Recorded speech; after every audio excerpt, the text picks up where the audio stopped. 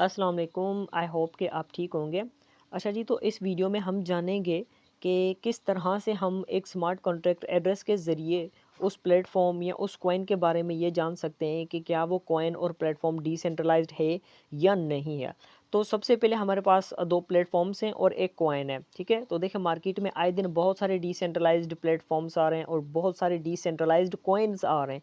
तो हमें किस तरह से पता चलेगा कि क्या वो कॉइन डिसेंट्रलाइज्ड है या नहीं है, ठीक है। तो सबसे पहले हमें क्या करना होगा कि किसी भी प्लेटफॉर्म या डिसेंट्रलाइज्ड कॉइन के बारे में जानने के लिए, डिसेंट्रलाइजेशन के बारे में जानने के लिए हमें उसका कॉन्ट्रैक्ट एड्रेस चाहिए, ठीक है। डिसेंट्रलाइज्ड कॉन्ट्रैक्ट एड्रेस, ये डिसेंट्रलाइज्ड कॉन्ट्रैक्ट एड्रेसेस वो एड्रेसेस होते हैं जो स्मार्ट कॉन्ट्रैक्ट होते हैं उस कॉइन के या प्लेटफॉर्म के, जिसके ज़रिए वो सारा का सारा प्रोग्राम रन कर रहा होता है, जिसमें ऑटोमेटिकली ट्रांजेक्शन्स हो रही होती हैं। इस डिसेंट्रलाइज कॉन्ट्रैक्ट का काम यही होता है कि इसमें जितनी भी इन्वेस्टमेंट होती है वो उस डिसेंट्रलाइज स्मार्ट कॉन्ट्रैक्ट के ज़रिए ही डिवाइड किए जाते हैं, जिसमें कोई भी थर्ड पार्टी पर्सन इन्वॉल्व नहीं होता।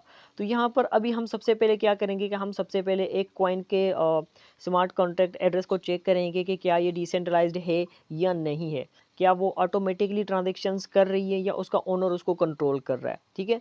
तो सबसे पहले हम क्या करते हैं कि हम यहाँ पर एक कॉइन है डाइस्टेबल कॉइन, ठीक है। तो ये मेटाफोर्स का पेमेंट कॉइन है, तो इसको भी हम चेक करते हैं कि क्या ये डिसेंट्रलाइज्ड है या नहीं है। तो सबसे पहले आपने क्या करना है कि आपने जिस भी कॉइन के बारे में जानना है उसका कॉन्ट्रैक्ट एड्रेस आपने ढूंढना होगा, उसको अपने पास हासिल कर लेना होगा, ठीक है। अब जैसे हमने इस टोकन के प्रोफाइल पे क्लिक किया है तो यहाँ पर देखें और हमारे पास टोकन का स्मार्ट कॉन्ट्रैक्ट एड्रेस आ चुका है, ठीक है।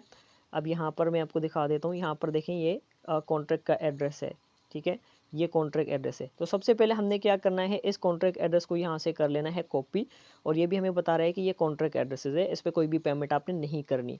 तो ये कॉन्ट्रैक्ट एड्रेस है। तो इसके बाद हमने क्या करना है कि हमने जाना है यहाँ से बैक, और उसके बाद हमने चले जाना है polygonscan.com पे, ठीक है। आप किसी भी ट्रांजेक्शन में नीचे चले जाएंगे ना, तो नीचे यहाँ पर आप देखेंगे आपको एक पॉलीगॉन स्कैन का एक आइकन नज़र आ जाएगा। आपने सिंपली उसमें चले जाना है, क्योंकि देखें बहुत सारी ब्लॉक चेन्स होती हैं। पॉलीगन स्कैन एक ब्लॉक चेन है, उसके बाद BNB स्कैन एक ब्लॉक चेन है, और भी कई सारे ब्लॉक चेन्स हैं जहाँ पर हर टोकन अपनी अपनी ट्रांजेक्शन जो है परफॉर्म कर रहा होता है। तो यहाँ पर हमारे पास क्या है कि ये पॉलीगॉन की जो ब्लॉक चेन है वो ओपन हो चुकी है, और पॉलीगॉन स्कैन भी ओपन हो चुका है। तो अब हम यहाँ पर क्या करेंगे, उस कॉइन के स्मार्ट कॉन्ट्रैक्ट एड्रेस को हम यहाँ पर पेस्ट करेंगे। यहाँ पर आप देखेंगे टॉप पर आपको ना एक निशान मिल जाएगा और सर्च बार मिल जाएगा, जहाँ पर आप कॉइन के एड्रेस को सर्च कर सकते हो। तो यहाँ पर हम क्या करेंगे, डाई जो हमने सर्च किए डाइस्टेबल कॉइन के कॉन्ट्रैक्ट को, यहाँ पर हम उसको सर्च करेंगे।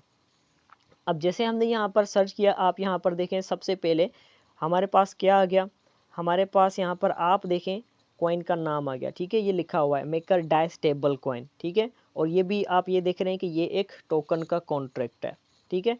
और उसके बाद हमने क्या करना है, हमने थोड़ा सा नीचे स्क्रॉल करना है। अब नीचे आ गए।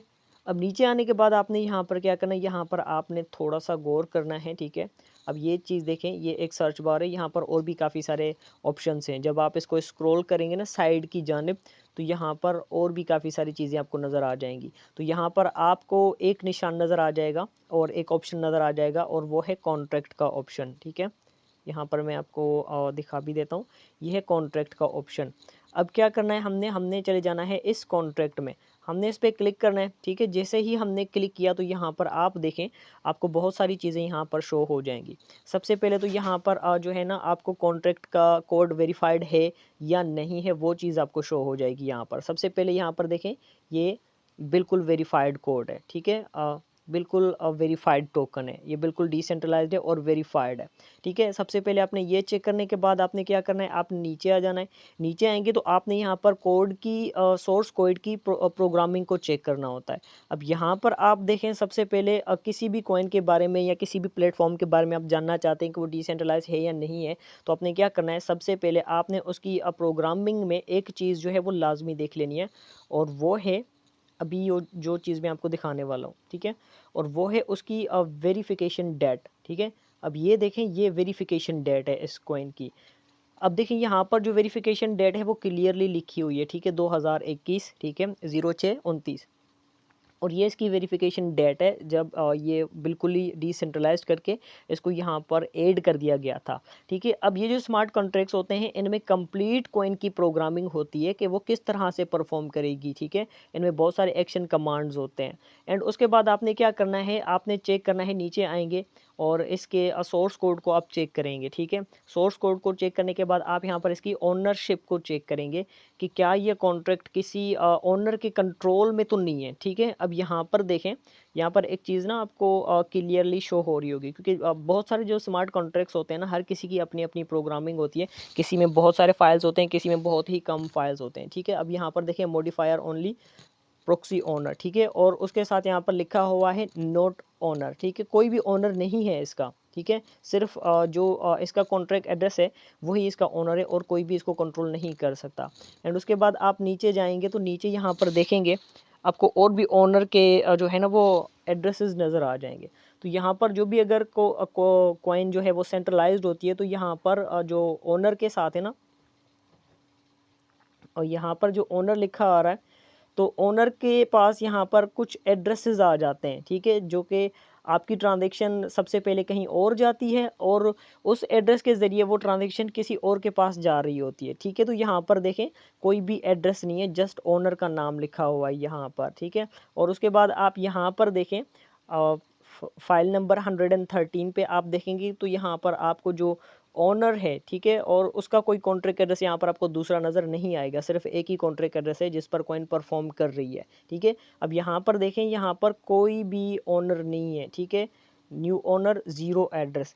जब भी कोई आप ये चेक करते हो कि वो डिसेंट्रलाइज है या नहीं है तो ओनर और उसके दूसरे एड्रेसेस को चेक किया करें। यहाँ पर देखें ज़ीरो एड्रेस का ऑप्शन है। ठीक है, और यहाँ पर भी देखें एड्रेस बिल्कुल ज़ीरो है। जब भी यहाँ पर आपको एड्रेस शो हो जाए जिस पर हम ट्रांजैक्शन करते हैं, एड्रेस आपको यहाँ पर शो हो जाए तो वो बिल्कुल डिसेंट्रलाइज्ड कॉइन नहीं होती, क्योंकि उसको एक और पर्सन कंट्रोल कर रहा होता है। मतलब कि उसका ओनर यहाँ पर मौजूद होगा और वो भी एक एड्रेस होगा। ठीक है, वो वैलेट का एड्रेस भी हो सकता है, कोई दूसरा स्मार्ट कॉन्ट्रैक्ट एड्रेस भी हो सकता है। तो आपने इन चीज़ों को देखना होता है, आपने ओनर को देखना होता है और उसकी इन चीज़ों को देखना होता है, एड्रेसेस को देखना होता है। ठीक है, एंड उसके बाद आप यहाँ पर देखें ऊपर जैसे ही आप जाएंगे यहाँ पर आपको एक और ऑप्शन भी मिलेगा, वो होता है रीड का ऑप्शन। ठीक है, आप रीड पर क्लिक करेंगे तो यहाँ पर आपको कुछ और चीज़ें भी शो हो जाएंगी जो कि बिल्कुल आपको समझने में आसानी कर देंगी।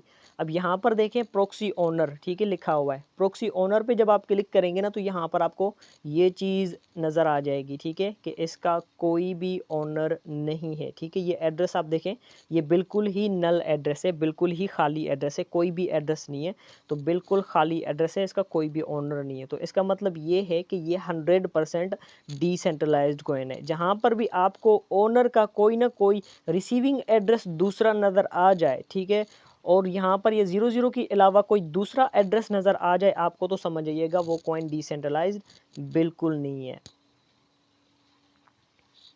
ठीक है जी, अब हम चलते हैं, ये हमने कॉइन के डिसेंट्रलाइजेशन को चेक कर लिया। अब हम चलते हैं किसी प्लेटफॉर्म को हम कैसे चेक करेंगे कि वो डिसेंट्रलाइज है या नहीं है। ठीक है, तो टाइम बहुत हो गया, अभी हम यहाँ पर चेक करते हैं सिंपली फोरसेज के। ठीक है, कॉन्ट्रैक्ट एड्रेस को यहाँ पर हम फोरसेज का जो कॉन्ट्रैक्ट एड्रेस है उसको हम कॉपी कर दें और उसके बाद हम चलते हैं अब BNB स्कैन में चलते हैं। ठीक है, क्योंकि फोरसेज की जो ब्लॉकचेन है वो दूसरी ब्लॉकचेन है, क्योंकि पॉलीगॉन अलग ब्लॉकचेन है और BSC स्कैन जो है वो अलग ब्लॉकचेन है।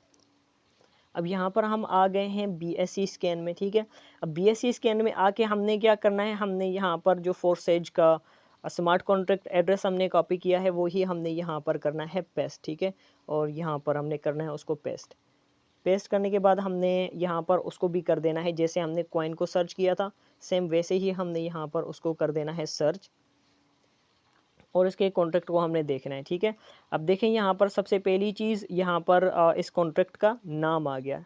ठीक है, यहाँ पर लिखा हुआ है फोरसेज X3X4 BUSD। ठीक है, तो ये कॉन्ट्रैक्ट का नाम आ गया। एंड उसके बाद हमने क्या करना है, हमने थोड़ा सा नीचे आना है, नीचे आने के बाद हमने यहाँ पर अगेन कॉन्ट्रैक्ट के ऑप्शन पे क्लिक करना है। ठीक है, और उसके बाद हमने सेम वही चीज़ यहाँ पर भी देखनी है, कॉन्ट्रैक्ट 100% वेरीफाइड है। ठीक है, 100% वेरीफाइड है। एंड उसके बाद हमने यहाँ पर क्या करना है, इसकी डेट चेक करनी है। ठीक है, सिंपली हमने यहाँ पर भी देख लिया यहाँ पर भी इसकी डेट आपको नज़र आ रही है, तो ये भी 100% verified and decentralised smart contract है, ठीक है। और ये चीज़ चेक करने के बाद हमने यहाँ पर क्या करना है, हमने नीचे इसके फाइल्स में जाना है। इसकी फाइल्स बहुत बड़ी हैं, ठीक है। तो जो ये सोर्स कोड होता है ये चेक करना पड़ता है, इसको हमने बहुत ही बारीकी से देखना होता है, सारे फाइल्स को हमने रीड करना होता है। तो यहाँ पर हम इसका ओनर ढूंढते हैं। तो सबसे पहले मैंने इसका ओनर ढूंढा हुआ था, वो तकरीबन 500 नंबर फाइल पे था। तो हम वहाँ पर चलते हैं, डायरेक्टली उसका ओनर हम देखते हैं, ठीक है।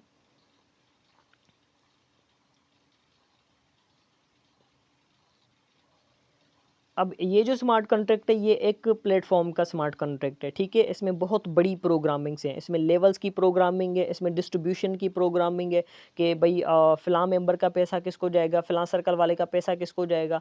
तो मतलब इसमें जितने भी वो पैसे डिवाइड होते हैं, डिस्ट्रीब्यूट होते हैं प्लेटफॉर्म के ज़रिए, लेवल्स के ज़रिए, वो सारा का सारा जो स्ट्रक्चर होता है वो इस कोडिंग के अंदर होता है, इस डिसेंट्रलाइज्ड स्मार्ट कॉन्ट्रैक्ट के अंदर होता है। तो सारी जो इनकम की डिस्ट्रीब्यूशन करता है वो ये स्मार्ट कॉन्ट्रैक्ट करता है, कोई भी दूसरा इंसान नहीं करता, ठीक है। अब यहाँ पर देखें, यहाँ पर भी मैंने आपको एक बात बताई कि यहाँ पर भी हमने उसका ओनर चेक करना होता है कि जब भी आपको कोई दूसरा यहाँ पर एड्रेस शो हो जाए कि ओनर का कोई एक और एड्रेस भी है, तो वो डिसेंट्रलाइज नहीं होता, ठीक है। अब यहाँ पर देखें फाइल नंबर 549 पे, ठीक है। अब यहाँ पर देखें जो हमने ये फाइल निकाली है, तो यहाँ पर आप देखें, यहाँ पर ओनर की कंप्लीट डिटेल्स हैं, ठीक है। यहाँ पर जो ओनर है और उसका फंक्शन भी आप देख सकते हैं, और उसका कोई भी एड्रेस यहाँ पर नहीं है, एक ही ओनर है और यही जो कॉन्ट्रैक्ट है यही इसका ओनर है, इसका कोई भी दूसरा ओनर नहीं है। यहाँ पर आप एड्रेस देखें, ज़ीरो एड्रेस है, कोई भी दूसरा एड्रेस इसमें इन्वॉल्व नहीं है। मतलब कि 100% जो डिस्ट्रीब्यूशन होगी इस स्मार्ट कॉन्ट्रैक्ट के अंदर, वही डिस्ट्रीब्यूशन, यही स्मार्ट कॉन्ट्रैक्ट जो है वो डिस्ट्रीब्यूट करेगा लोगों में, कोई भी तीसरा पर्सन यहाँ पर नहीं आएगा। जब भी यहाँ पर आपको कोई एक एड्रेस नज़र आ जाए तो समझ जाएं कि वहाँ पर जो डिस्ट्रीब्यूशन है वो कोई और करेगा, ये स्मार्ट कॉन्ट्रैक्ट एड्रेस नहीं करेगा। तो मेटाफोर्स का भी जो स्मार्ट कॉन्ट्रैक्ट है सेम यही कॉन्ट्रैक्ट एड्रेस है, ठीक है। वो भी इसी तरह से, उसका भी कोई ऐसा जो है वो ओनर नहीं है। तो इस तरह से आपको ये चीज़ पता लग सकती है। और उसके बाद आप नीचे देखें, यहाँ पर जो प्रोग्रामिंग कंप्लीट बनी हुई है, ठीक है, फोरसेज की। अब देखें यहाँ पर जो X3 का जो प्रोग्राम है वो भी यहाँ पर आप देखें कंप्लीट उसका प्रोग्रामिंग की हुई है कि वो किस तरह से रन करेगा, ठीक है। एंड उसके बाद X4 और X6 जो भी इसके जितने भी प्रोग्राम्स हैं, उनकी सारी की सारी जो प्रोग्रामिंग है वो यहाँ पर ऑलरेडी की गई है, ठीक है। हर एक चीज़ यहाँ पर आप देखें उन्होंने बनाई हुई है, इसमें प्रोग्रामिंग की गई है स्मार्ट कॉन्ट्रैक्ट के अंदर, ठीक है, कि इनकम किस तरह से डिस्ट्रीब्यूट करनी है, किस किस को देनी है। तो वहाँ पर क्या है कि वहाँ पर जो सर्कल्स होते हैं, उन सर्कल्स में जो भी एड्रेस आएगा वो स्मार्ट कॉन्ट्रैक्ट यहाँ से वो पैसे उठा के उस सर्कल वाले पर्सन को दे देगा, फिर चाहे जो भी हो, ठीक है। तो यहाँ पर भी ये जो है वो कंफर्म हो रहा है कि ये बिल्कुल डिसेंट्रलाइज्ड है, ठीक है। अब इसके हम रीड में जाएंगे तो यहाँ पर आपको बहुत सारे ऑप्शंस नज़र आ जाएंगे, ठीक है। यहाँ पर जो S3 और S6 दोनों के जो कॉन्ट्रैक्ट हैं वो आपको मिल जाएंगे, ठीक है। अब यहाँ पर ये जो कॉन्ट्रैक्ट है ये आप देख रहे हैं, ठीक है। इसका जो ओनर का जो कॉन्ट्रैक्ट है सेम वही कॉन्ट्रैक्ट है जो डिस्ट्रीब्यूशन कर रहा है, ठीक है। सबसे पहले यहाँ पर क्या है, यहाँ पर दो प्रोग्राम्स हैं, X3 और X4। सबसे पहले जो पैसा आ रहा है वो X3 में आ रहा है, X3 किसको दे रहा है, वो X4 को दे रहा है। और ये जो स्मार्ट कॉन्ट्रैक्ट एड्रेस है ये X4 का स्मार्ट कॉन्ट्रैक्ट एड्रेस है, ठीक है। तो मतलब ये भी 100% डिसेंट्रलाइज्ड है, क्योंकि इसका जो कॉन्ट्रैक्ट ओनर है वो S3 और X6 है, ठीक है। जो कि स्टार्ट में आप देखेंगे तो यहाँ पर आपको ना नज़र आ जाएगा, दोनों लिखे हुए हैं, ठीक है। क्योंकि जो इसके जो स्मार्ट कॉन्ट्रैक्ट के जो ओनर्स हैं वो कौन है, X3 और X4 BUSD हैं, ठीक है। तो इसी तरह से आप चेक कर सकते हो कि क्या वो प्लेटफॉर्म और कॉइन डिसेंट्रलाइज है या नहीं है।